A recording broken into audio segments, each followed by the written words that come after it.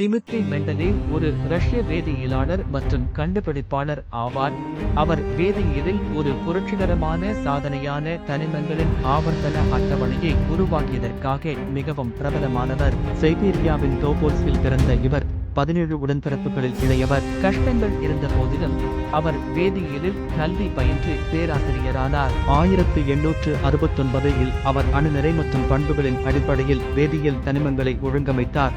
இது ஆவர்த்தன விதிக்கு வழிவகுத்தது. குறிப்பிடத்தக்க வகையில் அவர் தனது அட்டவணையில் இடைவெளிகளை விட்டுச் சென்றார். காலியம் மற்றும் ஜெர்மானியம் போன்ற கண்டுபிடிக்கப்படாத தனிமங்களின் இருப்பை முன்னறிவித்தார். அவை பின்னர் கண்டுபிடிக்கப்பட்டன.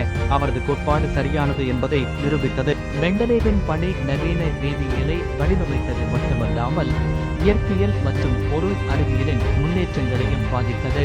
வேதியியல் தவிர அவர் அளவீட்டு அறிவியல், பெட்ரோலிய தொழில் மேம்பாடு மற்றும் ரஷ்ய பொருளாதார கொள்கைகள் போன்ற துறைகளில் பங்களித்தார். இருப்பினும் அவரது அற்புதமான பணிக்காக அவருக்கு நோபல் பரிசு வழங்கப்படவில்லை. இருப்பினும் அவரது பங்களிப்புகள் விலை மதிப்பற்றதாக இருக்கின்றன. தனிமம் 101 மெண்டலிவியம் அவரது நினைவாக பெயரிடப்பட்டது. அவரது மரபு இன்றும் அறிவியல் துறையில் செல்வாக்கு செலுத்துகிறது.